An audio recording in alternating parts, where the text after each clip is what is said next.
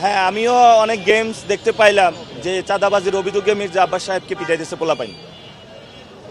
তো এগুলো আমি আসলে নেটের মাধ্যমে দেখতে পাইছি, অনেকে গেম বানাচ্ছে। তো এটা যখন লড়াই শুরু হয় সব জায়গাতেই শুরু হয়ে যায়। যারা মাঠে আসতে পারে না তারা ঘরে এই ধরনের যারা সমাজে চাঁদাবাজি, সন্ত্রাস, মাদক বাণিজ্য থেকে শুরু করে মানুষের উপর অত্যাচার চালিয়ে যাচ্ছে, গেমের মাধ্যমে তাদেরকে প্রতিহত করার চেষ্টা চালাচ্ছে। সর্ব জায়গায় শুরু হয়েছে প্রতিবাদ। ইনশাআল্লাহ ২৬-এর ইলেকশনের মধ্য দিয়ে বাংলাদেশ থেকে যারা চাঁদাবাজ, সন্ত্রাস, মাদক সম্রাট যারা আছে তাদের ওয়াশ আউট হয়ে যাবে ভোটের মাধ্যমে। আর বড় একটি বিষয়, অনেকে বলে যে আমি বিজয়ী হব। বিজয়ী কে হবে এটা জনগণ ডিসাইড করবে। জনগণ ভোট দিয়ে এটা সিদ্ধান্ত নেবে। কারো বাপের কোনো সাহস নাই, উনি সিদ্ধান্ত নেবে। এর জন্য জনগণের হাতে রায় ছেড়ে দিন। জনগণের সিদ্ধান্তের মধ্য দিয়ে ইনশাল্লাহ আমরা একটি নতুন বাংলাদেশে যাব। জনগণের কাছে আলহামদুলিল্লাহ ভালো সাড়া পাচ্ছি। তবে ঢাকা আটে একটা ভালো দিক, শিক্ষিত মানুষ বেশি। মানুষকে অনেকটা টাকা দিতে চায়। মানুষ বলে আপনার টাকা আপনার কাছে রাখুন, এসব ২ নম্বরে টাকা নিব না, এবার ভোট ক্রয় বিক্রয় চলবে না। তো তারা বলছে আমরা স্বতঃস্ফূর্তভাবে যাব, আমাদের সন্তানদের ভোট দেব।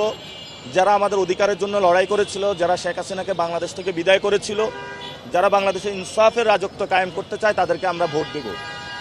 আর আরেকজন জনগণ, একজন আপা আমাকে বলেছে যে একবার মেয়র হয়েছে, একবার এমপি হয়েছে, তো বারবার ফেল যে করে, ওকে কেন এবার ভোট দিব? ব্যর্থ তো হয়েছে।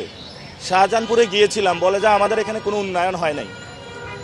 তো এই জন্য সেখানেও আমি বলেছি ইনশাল্লাহ এবার উন্নয়ন হবে, আমাদেরকে একবার সুযোগ দিয়ে দেখেন। আমাদের কোনো সন্ত্রাসী বাহিনী না, ইনশাল্লাহ আমরা পরিবর্তন করে দিব। কিন্তু আজকে পুরো বাংলাদেশের উদ্দেশ্যে আমরা একটা মেসেজ দিতে চাই, যেখানে যারা মাদক বাণিজ্য করে তাদেরকে আপনারা শক্ত হাতে প্রতিরোধ করুন। ঢাকা আটে আমরা মাদক মুক্ত ঢাকা আট গড়ব ইনশাল্লাহ, এবং মাদকের সব সিন্ডিকেট ভেঙে দিব। এখানে যারা মাদক সিন্ডিকেট রয়েছে এবং মাদক সম্রাট নামে যিনি রয়েছেন, ওনাকে আমরা আহ্বান জানাবো, কর্মীদের হাতে অস্ত্র মাদক তুলে দিবেন না।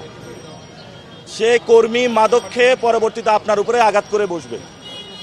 এই জন্য কর্মীদেরকে মাদক থেকে দূরে রাখুন। আমরা ইনশাল্লাহ মাদক বিরোধী ক্যাম্পেইন শুরু করব। যারা এই ধরনের ঢাকা বিশ্ববিদ্যালয় স্টুডেন্টদের এরিয়া যায়া এক দলের একজন কর্মী সে মাদক সেবন করতেছে, আমরা ঢাকা আটকে ইনশাল্লাহ মাদক মুক্ত বানাবো। এবং যদি বেশি খাইতে ইচ্ছা করে তাহলে বুড়িগঙ্গার পানি খান, কিন্তু মাদক সেবন করবেন না ঢাকা আটে।